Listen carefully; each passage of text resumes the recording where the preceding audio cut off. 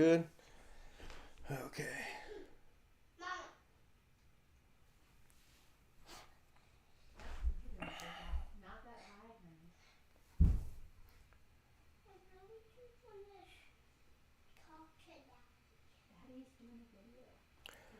All right, how's everybody doing? Tonight I'm going to do a quick kettlebell snatch workout. Super simple. I'm going to rotate between two different kettlebells, a 20 and a 24. So if you have something, whether it's a 12 and a 16, if you want to do a 24 and a 24, a 28, something like that, that'll be totally cool. So what I'm going to do is a descending ladder. I'm going to start with 10 reps. I'm going to drop down to 8 each side, 6, 4, and 2 with the same weight. Then I'm going to pause, take a small rest, and I'm going to do the next weight, which would be my 24. I'm going to do the same thing. 10 each side, 8, 6, 4, and 2. So if you're ready to go, a little bit behind schedule, but I'm going to start right now. All right, so here, this one is a Kettlebell Kings 20 kilogram. And the other one, this is a Paradigm Pro Elite from Kettlebells USA. Okay, they're very, very similar. The window is the biggest difference. Okay, so a lot of people see there's a smaller window in the Kettlebell Kings and a slightly larger window in the Kettlebells USA. So, if you're ready, I'm going to get back so you can see. Should be good here. All right, so let me know if you can hear me. I'm going to focus on breathing and all that stuff. Leave any questions on kettlebell snatch to the side, and I can either make a video afterwards or respond on the rest portions of the set. All right, so here we go. I'm going to start with my non-dominant hand. I want to do that, Mama. Okay, but I know how to.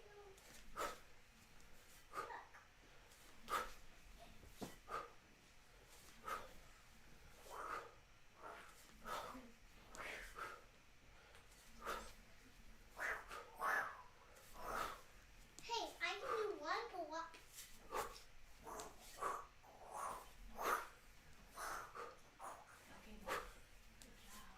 Now I can do it like this.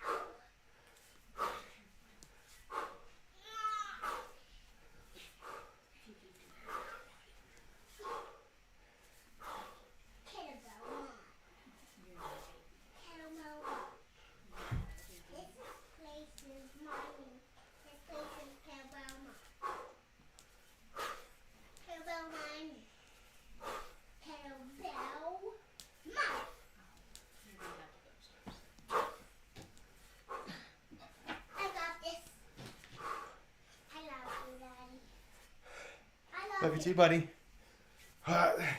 Literally can't concentrate. I don't even know what I'm doing. I was doing cleans, snatches.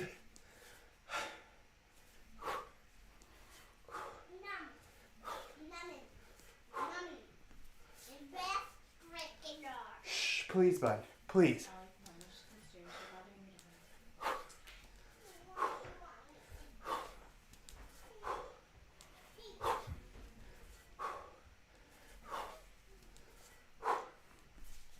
Forward side.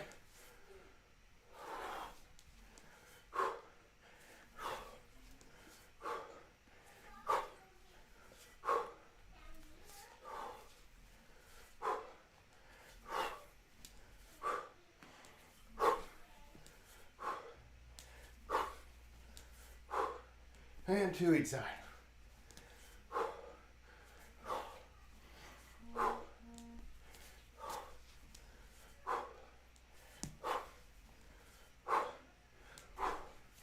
Okay. So there was basically, what was it? 10, 8, 6, that's 24, it's 30. 30 on each side. Just a quick way, you're alternating your hands, get a lot of volume in a short period of time. Helps you train your grip and connection and all that stuff. So if you can hear me, leave some messages down there. And we're going to get back to doing some more snatching.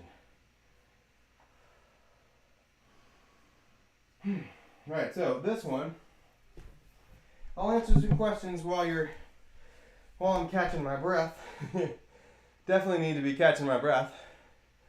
But leave it over in the chat, type up something, and I'll get back to you. This is one I really do enjoy training this way for general, because kettlebell sport is so incredibly specialized that it's so dominantly focused on the grip, snatch especially, on the grip and what your hand skin is basically tempered at. So you got to be really careful about tearing. So we don't want to tear. Anyway, heart rate's coming down. It is one that can get you up pretty quick. I'm going to jump up to the next weight. It's a 24 now. Like I said, I do like watching my heart rate, because that's the best time for me to go, because your heart doesn't care. Your respiratory, your breathing, they don't care about numbers. They don't care about time. What matters is what you can recuperate from and to, if that makes sense. So I think I'm ready. And another thing about this is using different bells, not just weights.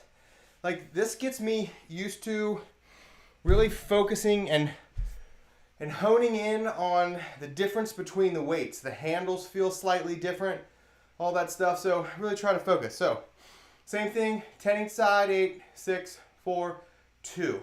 Okay? So here's why my 24.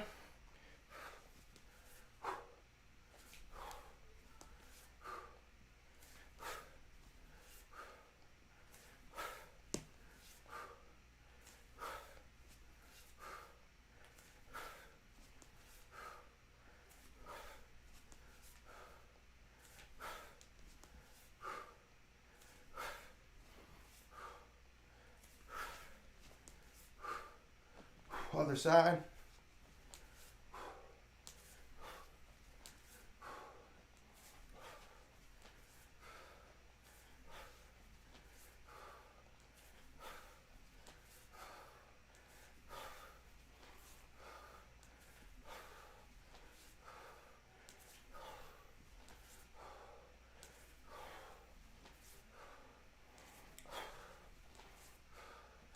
Now on 8.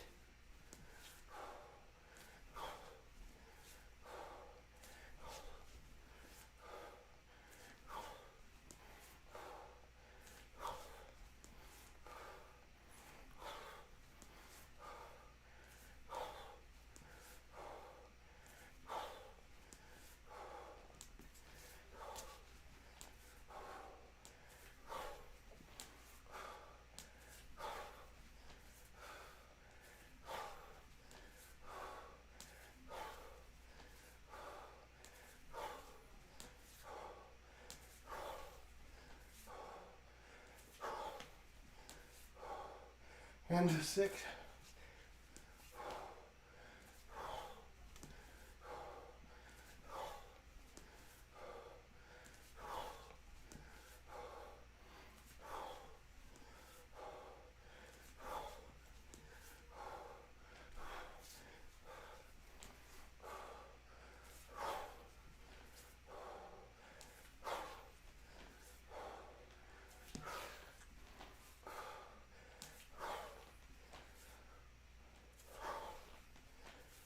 And 4.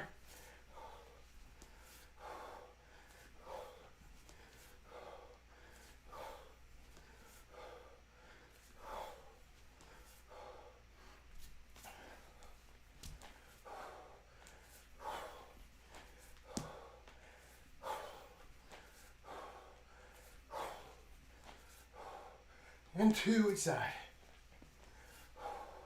Whoop. Little half snatch there. 1 rep ahead.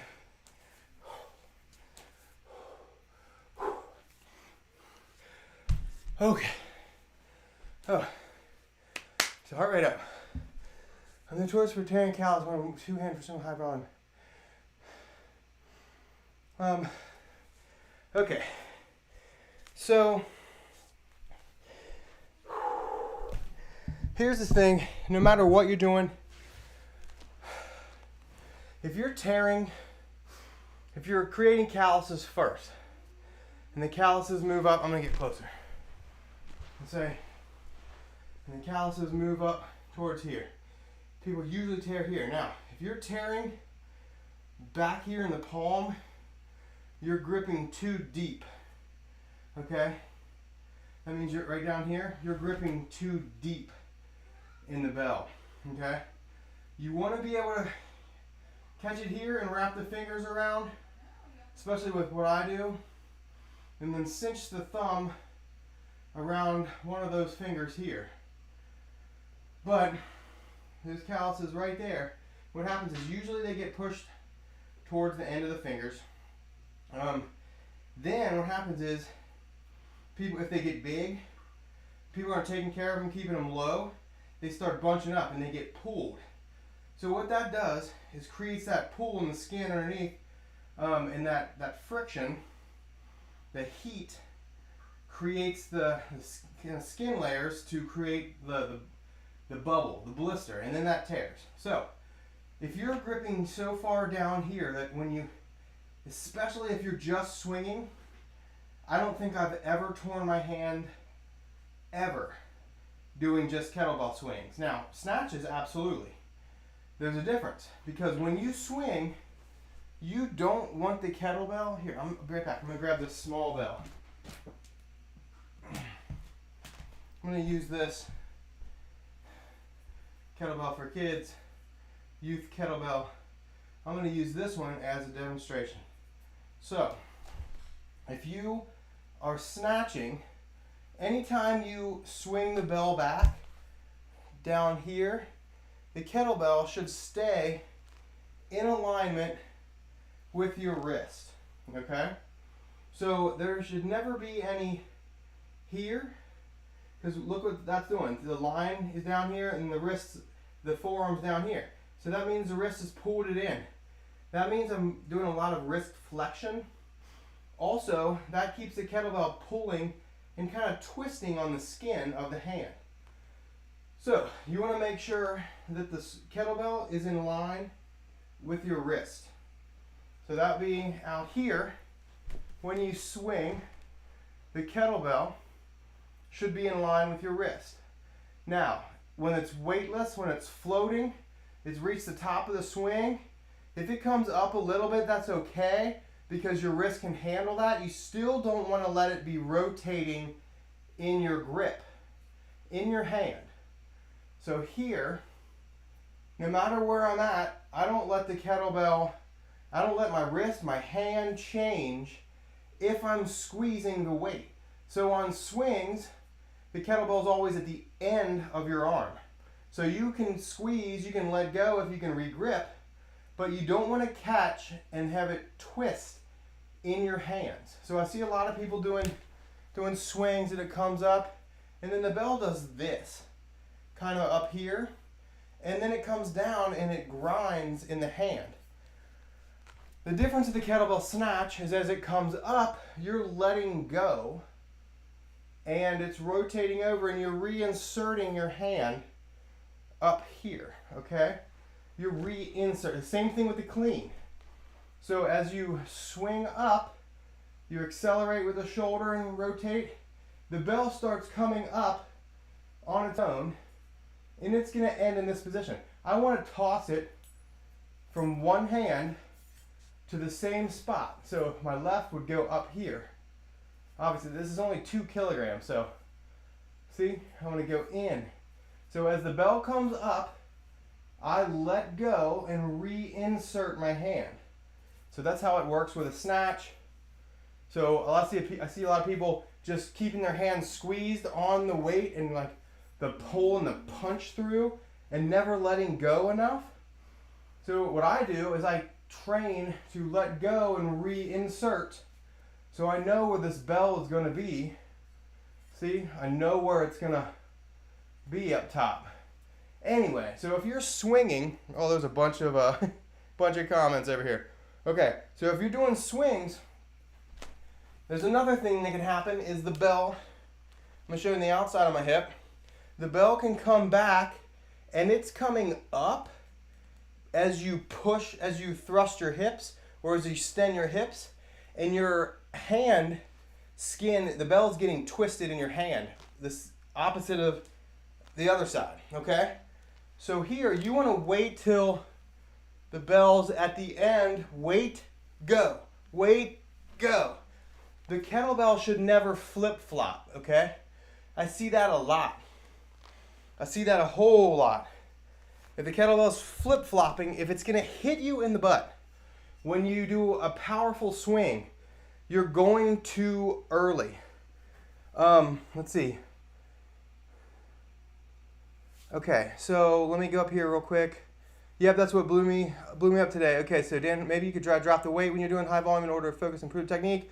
I don't know if well, dropping weight is always something, but sometimes it's just you gotta change. I mean, when I lift heavy, it's not that I have bad form. It's just that weight has so much more power to the skin, and it can be tough. So you might have to adapt or adjust. I hope you can all hear me pretty well. Doesn't happen when I clean. Okay, that's cool. So when you're cleaning, you're re-gripping. Yeah, man, you're picking all the spots that are off of my spine. So that's what I do. I watch the general Instagram, YouTube, and stuff like that. And what I see, you're not alone. I mean, there's a lot of people that do that. It happens to a lot. So anyway, let me go. I'm going to drop down and do snatch again. So here, you can see I've already done 30 snatches, 60 snatches on each side. There's nothing on these hands. See that? Nothing on those hands there. Anyway, it's time for the 20 again. Now, that can go as friction, as heat increases, as wetness increases. People don't realize, but chalk increases your possibility of tearing. I'll tell you why in a minute, after I snatch a bunch. Okay, see me there? 1.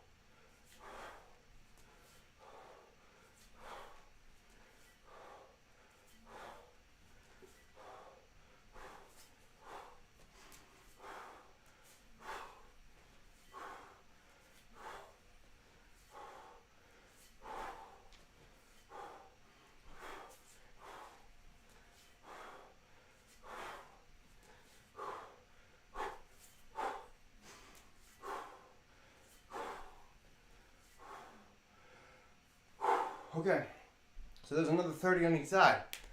I try to show sides by turning a little bit. Let's see.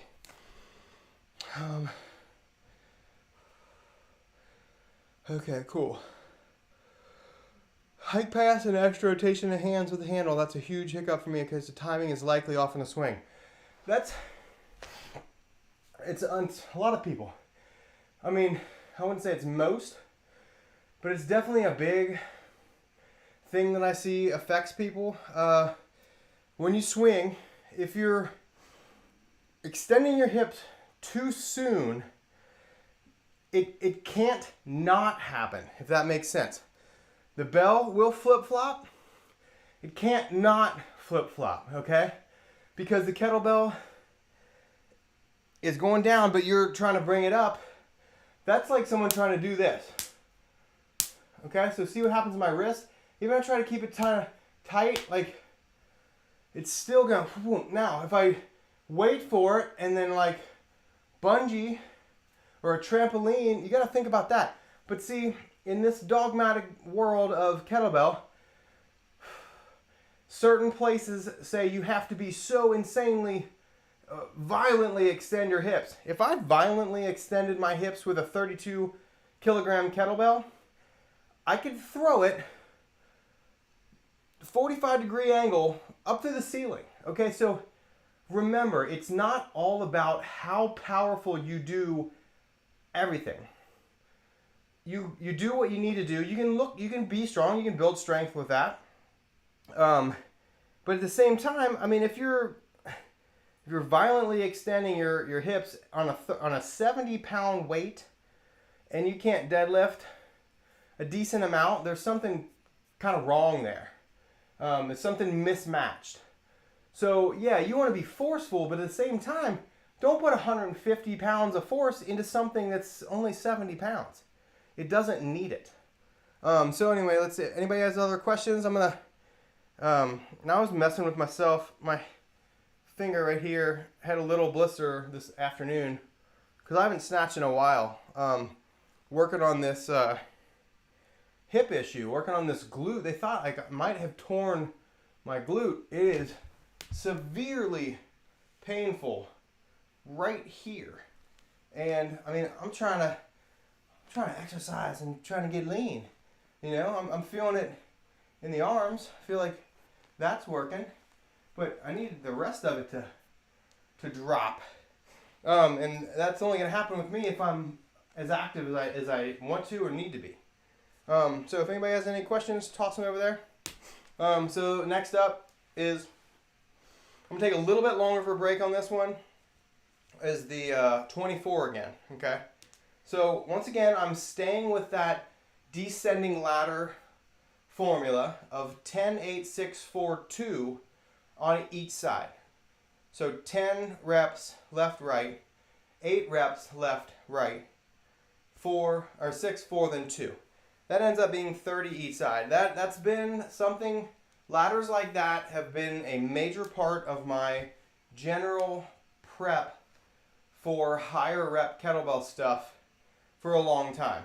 Now, if I train anybody and they want to do a lot of kettlebell snatches, they're going to do it in this way. I work with a lot of kettlebell sport athletes, and we don't do nothing. We don't just do straight sets. You know, a lot of my online clients and friends, they don't do just straight sets.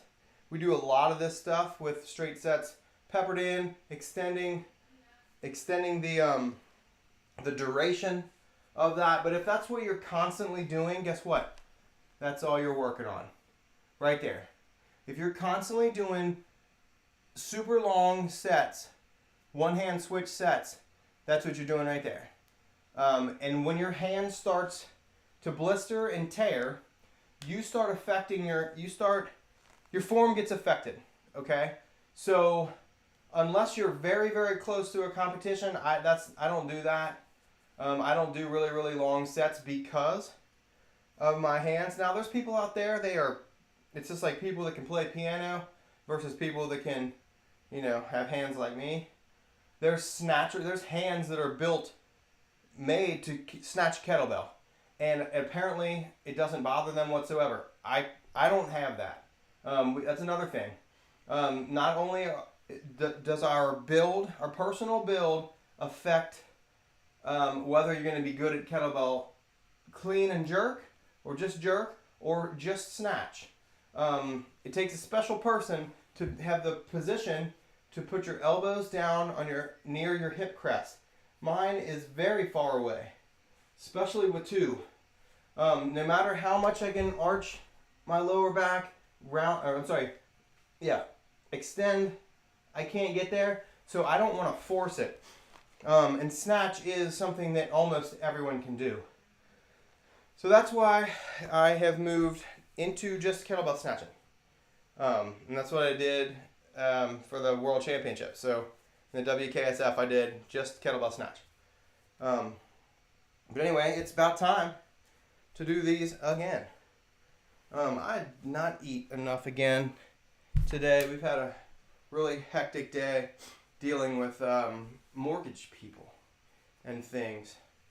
So, if you have any questions on kettlebell snatch, leave them in the bottom, leave them in the chat, and I will either respond to them later during this video, or I'll write something at kbmuscle.com, or maybe I'll even make a video on your request on this. Okay, so we're getting ready. We're at 10 each side of the 24 kilogram here now. Got it? Okay.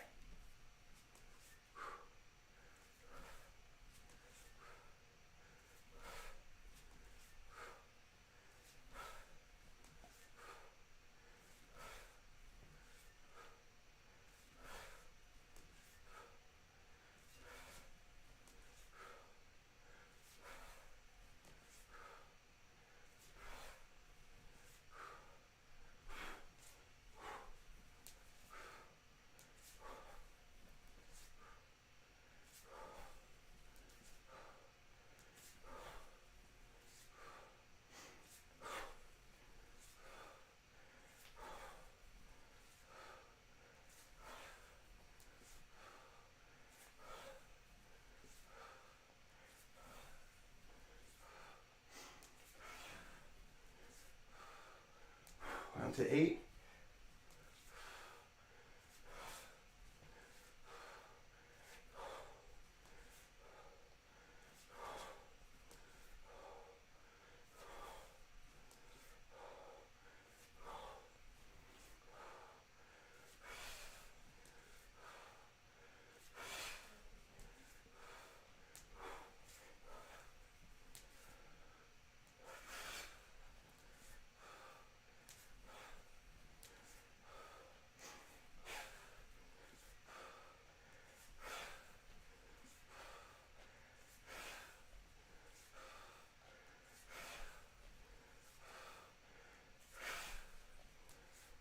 To 6.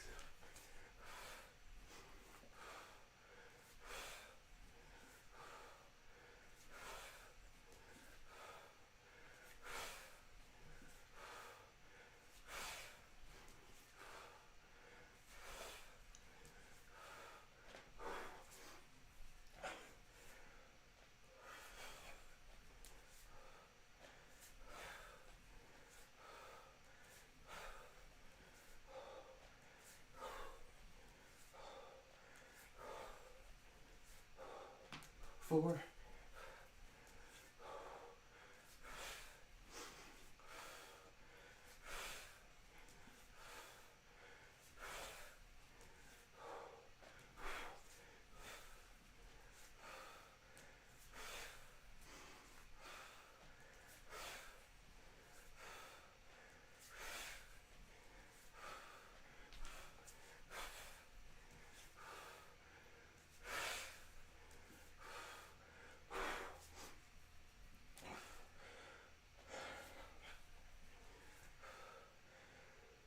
So there's another 60 snatches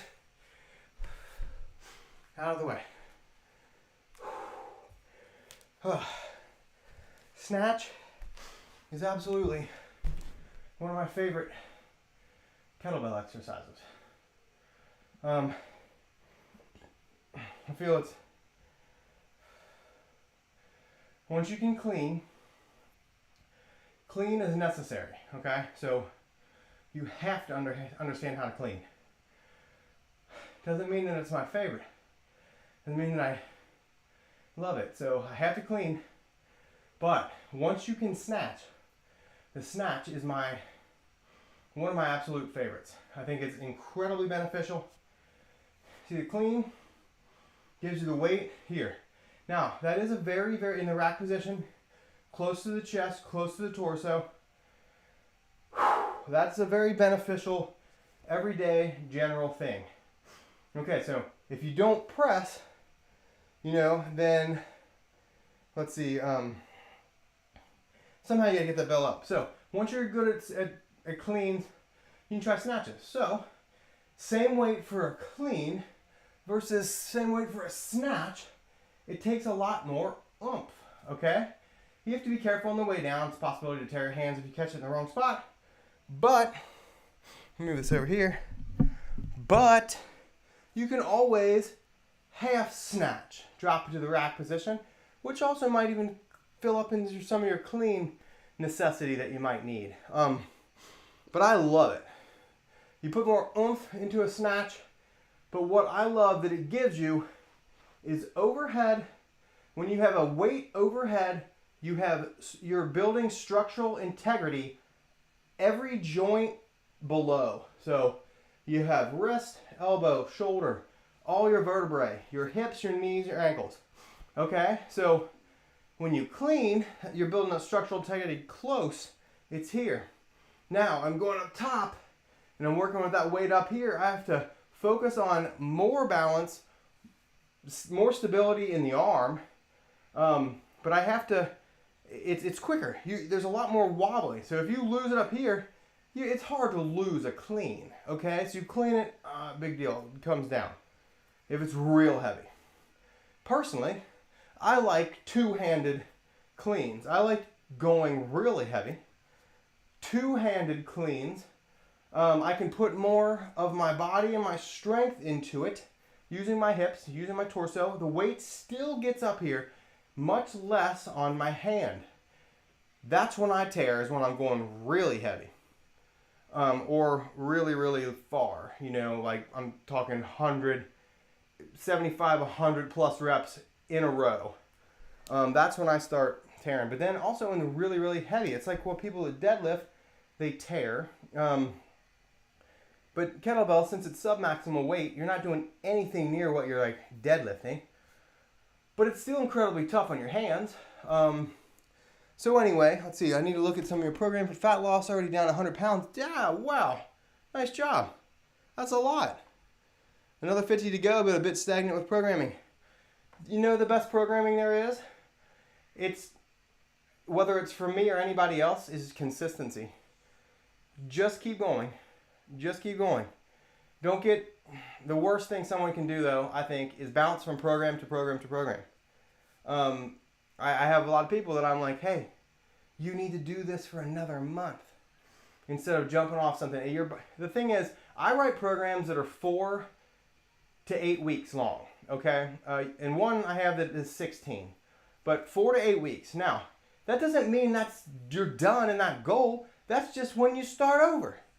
So a lot of times people, they want shorter things. So 4 weeks, let's say they do that, but you've got to do it again and again and again. So if there's a 4-week program, you should probably do it for 4 times in a row. Or give yourself a little bit of a break in between if you want for that little microcycle of rest.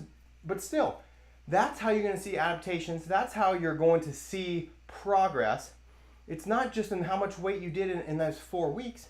It's when you do the thing over again, how your body handles it. Okay? So it's like, there's a whole bunch. I can talk about this forever. I'm not a stickler on numbers. I'm not a stickler on rest. I do like EMOMs because they push me, but at the same time, if I feel like I'm going to get sick or something, I'm done with that. I'm resting longer. I'm going to take an extra minute or whatever.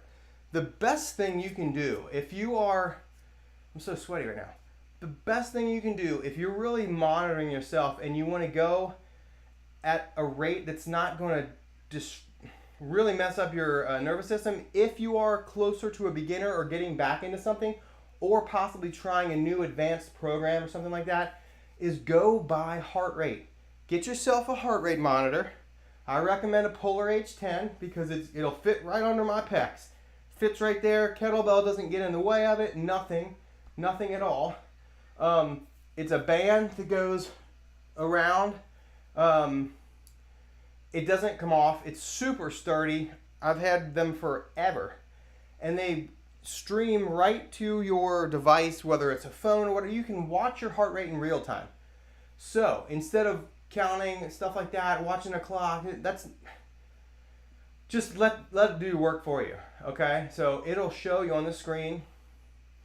When you breathe, it can literally train you to use your breath to calm yourself down. So I highly recommend that. You can also use a Polar H10. It's not optical. I can't stand these optical ones. You know, they don't really even work, people with darker skin or tattoos.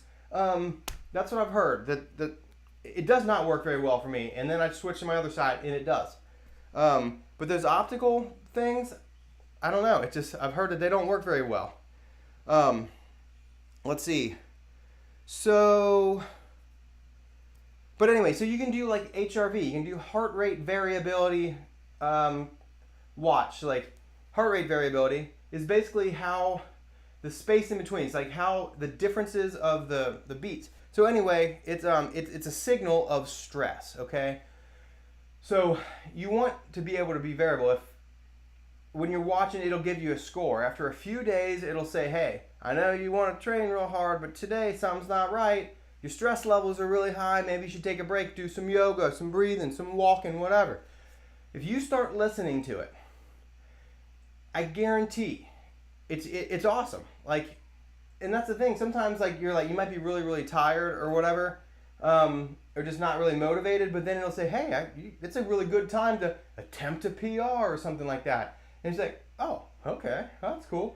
But a lot of people are so stuck on like taking stimulants and pre-workouts and all this stuff, and just mind over matter. Well, guess what? Your mind's not stronger than your body. I mean, you might tell yourself that you can do all this stuff, but your body's going to revolt and you're going to get an injury, or somehow. So if you just listen to it, and sometimes people aren't really in tune with their heart rate or your breathing, interoception, stuff like that. So if you let the computer do the work for you, okay, soon you'll start to understand and feel, hey, I really don't feel that well today. And you do your heart rate and you're like, yeah, it says something's up. Maybe you shouldn't push that PR attempt. Once again, your body doesn't give a shit what's typed out from me or any coach out there. It doesn't care. If it can't cooperate, the only thing that knows that is you, okay? So you're like, oh, 5 sets of 50 today. And your body's like, nah. So if your brain says, oh, I'm going to do it, and all of a sudden you're so burned out or something, or you're tired, or you're just shaky and nervous, and maybe you tear, maybe you overextend your elbow or something like that, your arm or shoulder or whatever, and then all of a sudden you have an injury. And it could have been prevented if you were just kind of like paying more attention or letting that tool do some more stuff. Okay, so what did I just snatch? Did I snatch the green? It's time for the 20. It's time for the 20 again. So, right, anybody snatching here? Is anybody snatching with me? Let's see. But yeah, leave some questions down there.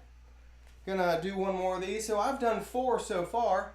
So that's 120 on each side total. I'm pretty sure I've done 4 sets. I've done a 20, a 24, a 20, and a 24. I'm gonna at least do 5. We'll see how 6 feels. Like I said, this is still weird, and I want to make sure that I'm not overdoing something. That's why you haven't seen me doing a lot of squat lunges and things like that. I think I really overdid it when we were moving another truck of stuff, and so many stairs, and I did stuff by myself, and I probably did a couple things that I shouldn't have done by myself. also in the rain, I was moving a refrigerator, small one, and I slid on some stairs. Didn't fall, didn't lose a refrigerator, but I think I really strained something, and that's the thing. You just gotta be careful. Yeah. No problem. Dan. All right, so let's go here. 10 each side. Do you want to see from a different angle? Do you want to see this? You want to see lateral view? Hopefully I don't throw it. All right, let's do that. Let's do the lateral view so you can see me here. Does that everything line up pretty good? You should be able to see that bell in that window back there. All right, so 10 each side now. 1, 2, 3, 4, 5, 6,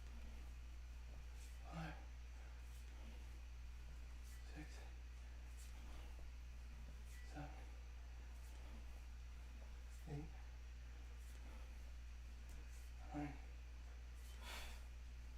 10. 1,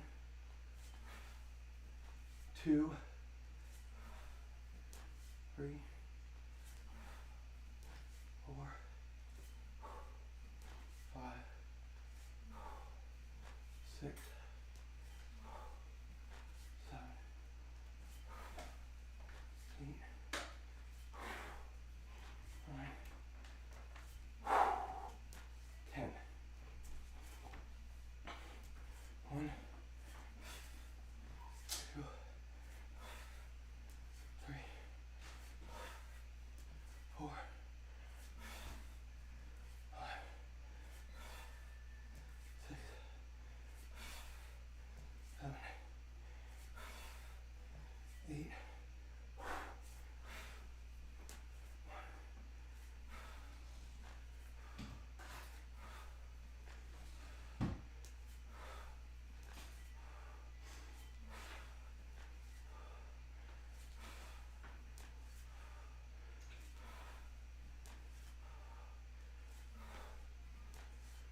Eight.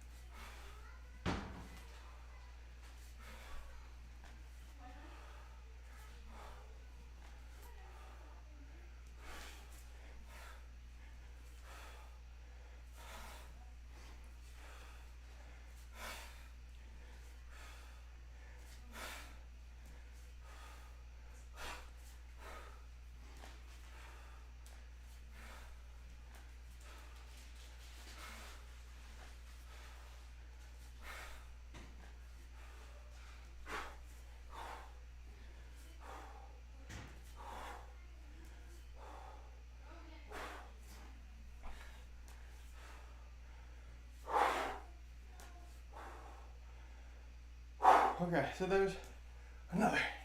I'm probably gonna stop with that,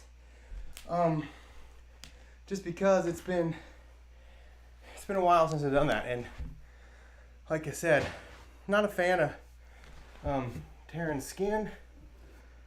That means I can't do anything later. Okay, let me change this a little bit. Definitely sweaty though, that's for sure. So how y'all doing? Whoops. Ooh. That's the thing. I get a pump from kettlebells. Kettlebell snatches. I'm not even doing, you're not like pulling with your bicep at all, but you are absorbing. You're absorbing and then into it, and then as you come up, there's a little bit, but you're not going through that range of motion like you might. I got fat bells over there. You could actually do a bicep workout. But anyway, let's see. For some reason, I thought your name was Dan Harmon. It's Dan Harmon. That's great. Dan Harmon does Rick and Morty. Anyway, yeah. So thanks to all who was snatching along. And if you have any questions, put them down there. Let's see what's over there. I think I have some. Okay. Yeah. Okay. But anyway, I'm writing currently, fill you in a little bit, I'm writing a pretty large article for kbmuscle.com on pressing, like heavy pressing, okay? Now, I can't press, I guess I can do pretty heavy weight. But there's some people out there that are smaller than me, they can do more weight. It's awesome. Some people love doing I'm trying to think of some of these people that I know Icebox Kettlebell is smaller than I am. A dude can bench press insane weight. I don't know his name. I just know from seeing stuff on thanks, awesome channel. Thank you. Been at it for a long time. Appreciate that. Subscribe. But anyway, yeah, Icebox Kettlebell, he bench presses some crazy weight. My buddy Rhino, he's bigger than me. Steven, he's bigger than me. That dude's insane strong. Pressing wise, there's so many people that can press so much weight. But anyway, what doesn't matter is how much weight you can do. If I can press this one day, and the next day I can press both, guess what? That's a progress. That's a progression. But anyway, so my thing is I'm writing how I got to be able to press the stuff that I do now. And as I tend to drop weight, a lot of times when we lose weight, body fat too, we lose some strength. Boo. But it just happens. So my goal is to lose fat, trim up, be more lean, but at the same time maintain basically the strength that I have right now. I'm not planning on gaining more, but I want to write some stuff that give you a bunch of information on how I did it, and maybe some variables that will allow you to press, a lot more weight overhead than you possibly currently are. I was surprised the other day. I hadn't pressed a 48 in a long time, and I ended up getting 3 on my dominant side and 2 on my non-dominant side, which is weird. Sometimes my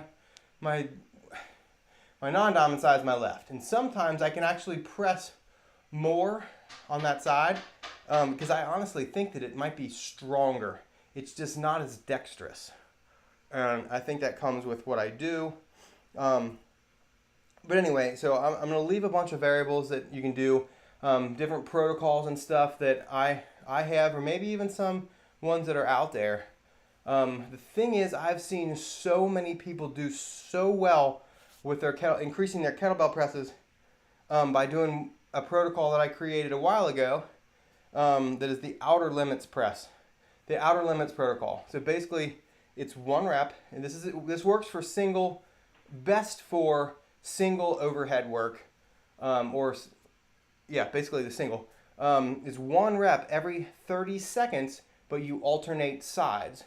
So what that does is 1 rep every 30 seconds for the body, whether that's a clean or a snatch, and then it's the press or the jerk or the push press on each side. That, since it alternates, it's every minute for the upper body. So lower body, it's basically a 2-to-1 ratio of work done. And how that challenges your body. See, I can't even type with my left. There we go. But yeah, if you have any other questions, put them over there. Make sure that you're following our Instagram. That is Swing This Kettlebell. If you're looking to get into kettlebell sport, snatching or something like that, if you want to possibly do a competition at some point, or just do it for fun, for yourself, I can help you with that if you want. Shoot me a message. I do have introduction to kettlebell sport plans. They're 5 weeks. It'll take you pretty far in that period. Lots of learning, but at the same time, lots of training. I like to teach a lot while I train as well. So sometimes when it's a more challenging thing, your learning is high, your training is low. And then sometimes when there's less learning, the training is high. What you don't want to do is give somebody a very complicated exercise that they're really, really new at and put the training level of that here with the learning level here. Because that's just going to it's just not good. Pick one or the other. Either pick learning the skill or training the skill that has been learned.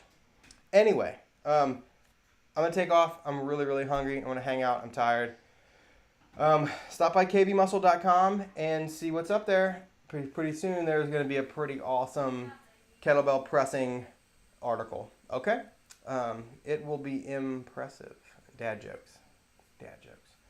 Ollie, do you want to do a couple push-ups with me? Oh, Daddy wants to know if you want to do push-ups with him, buddy. Little dude loves to. He can do push-ups. Okay, do that. That's a good idea. Better than me. You're going to see if he wants to do some push-ups. I felt bad I had to kind of shoo him out at the beginning. Here he comes.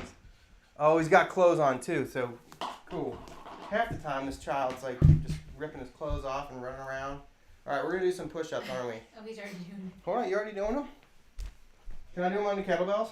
Yeah. Yeah. I'm doing the clothes thing. A what? Spit some chips out. You spitting chips? Can I do them on this one and you can do them on the floor? Okay. Abby, can I try on your kettlebells and you can try to do one? Here, Ollie, why don't you put your hands on this? Oh. Yeah. That's Yeah. a great idea. Oh, that one, I'll do- that's so cool. I'm ready to do push-ups. Okay, that's great. Good job. And don't go so fast. I You got can it. do Look. Just go, fast like this. push-ups. Go down. Push up. You're wild and crazy. Oh, What's chip he got? Chip break. Oh, yeah. So basically, you don't need rest. You do push-ups and then you eat chips. Sounds pretty good. Some of my least favorite exercises, and I know it's important, but I like to do different ones. So even if it's just taking your leg off, you know, just doing.